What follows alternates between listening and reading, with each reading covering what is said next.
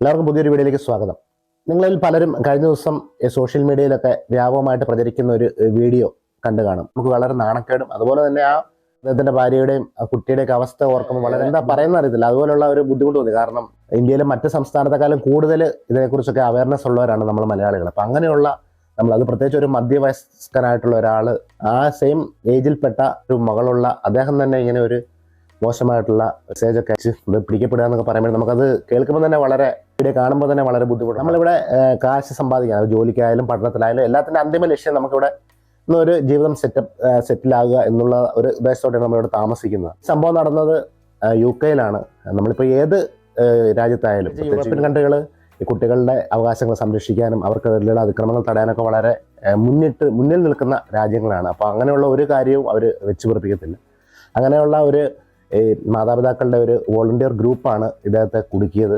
ഇദ്ദേഹത്തിന് മെസ്സേജ് അയച്ചു പൂർത്തിയാകാത്ത കുട്ടിയാണെന്ന് അവർ അദ്ദേഹത്തോട് പറയുന്നുണ്ട്. അപ്പോൾ അദ്ദേഹം അത് സ്റ്റോപ്പ് ചെയ്യാതെ മുന്നോട്ട് വൃത്തികെട്ട രീതിയിലുള്ള മെസ്സേജുകൾ കണ്ടിന്യൂ ചെയ്തു. ആ വീഡിയോയിൽ പറഞ്ഞ അദ്ദേഹം എന്തോ എഞ്ചിനീയർ ആണെന്നാണ്. അദ്ദേഹം 1.5 വർഷത്തോളമായി UK-ലേക്ക് വന്നിട്ട്. ഇപ്പം UK അല്ല, അയർലൻഡ് അല്ല, ഏത് രാജ്യമായിക്കോട്ടെ, അപ്പോൾ ആ രാജ്യത്തെ നിയമങ്ങൾ അനുസരിച്ച് ശരിയായ രീതിയിൽ പോയി കഴിഞ്ഞാൽ നമുക്ക് യാതൊരു തടസ്സങ്ങളും ഇല്ല. ഇങ്ങനെയുള്ള കെണികളിലൊക്കെ ചെന്ന് ചാടായിരിക്കും. പ്രത്യേകിച്ച് കുട്ടികൾ, സ്റ്റുഡൻസ് ഒക്കെ ഒത്തിരി UK ആയാലും അയർലൻഡ് ആയാലും അങ്ങനെ മറ്റ് രാജ്യങ്ങളിലേക്കെല്ലാം പഠിക്കാൻ പോയി. അപ്പം മാതാപിതാക്കൾ കടവും വിലയൊക്കെ മേടിച്ചിട്ടായിരിക്കും നമ്മൾ കുട്ടികളെ പഠിപ്പിക്കാനായിട്ട്, കുട്ടികളുടെ ഒരു ഭാവിക്ക് വേണ്ടിയിട്ട് പറഞ്ഞയക്കുന്നത്. അപ്പോൾ ആ രാജ്യത്തെ നിയമം കാര്യങ്ങളും എല്ലാം കൂടി അതനുസരിച്ച് ജീവിക്കാനായിട്ട് അവരോട് പറഞ്ഞ് വിടുകയാണെന്നുണ്ടെങ്കിൽ ഏത് രാജ്യത്താണോ പോകുന്ന അവിടുത്തെ കാര്യങ്ങളും നിയമങ്ങളൊക്കെ അറിയാനായിട്ട് പണ്ടത്തെ പോലൊന്നുമല്ല. അതിനുള്ള സംവിധാനങ്ങൾ, ടെക്നോളജിയൊക്കെ വളരെ പുരോഗമിച്ചുകൊണ്ട് ആ രാജ്യത്തെ നിയമങ്ങളും കാര്യങ്ങളൊക്കെ അറിയാനായിട്ടുള്ള സാഹചര്യങ്ങളുണ്ട്. അപ്പോൾ അതൊക്കെ കുട്ടികളെ പറഞ്ഞൊന്ന് മനസ്സിലാക്കി കഴിഞ്ഞാൽ നമുക്ക് മുന്നോട്ട് ദുഃഖിക്കാതെ പോകാനായിട്ട് സാധിക്കും.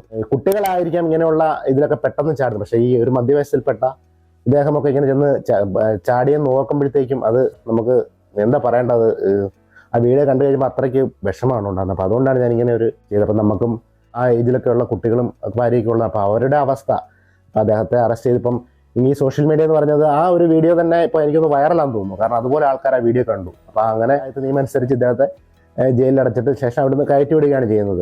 അപ്പം അങ്ങനെ വരുമ്പോഴത്തേക്ക് ഇപ്പോൾ അദ്ദേഹം നാട്ടിൽ ചെന്ന് കഴിയുമ്പോഴുള്ള അവസ്ഥ ഇപ്പോൾ പഴയ പോലെയല്ല. ഇപ്പോൾ സോഷ്യൽ മീഡിയ ലോകത്തിൻ്റെ ഏത് കോണിലുള്ള ആളും ആ വീഡിയോ കണ്ടു കാണണം. അങ്ങനെ ഒരു അവസ്ഥയിലൂടെ കടന്നു പോകാനായിട്ട് നമ്മൾ എന്തിനാണ് വെറുതെ ഇട കൊടുക്കുന്നത്? അപ്പോൾ നമ്മളിവിടെ ഒരു ജീവിക്കാനായിട്ട് വന്നു കഴിഞ്ഞാൽ ആ രാജ്യത്തെ നിയമം അനുസരിച്ച് നമുക്ക് നമ്മുടെ കാര്യങ്ങൾ നോക്കി പോയി കഴിഞ്ഞാൽ യാതൊരു കുഴപ്പമില്ലാതെ മുന്നോട്ട് പോകും. ഇങ്ങനെയുള്ള മെസ്സേജുകളും ഇങ്ങനെയൊക്കെ വരുമ്പോഴത്തേക്കും നമ്മളത് ഇഗ്നോർ ചെയ്യുക. പുതിയൊരു വീഡിയോയിൽ പുതിയ ടോപ്പിക്കായിട്ട് വീണ്ടും കാണാം. Thanks for watching. Take care and by.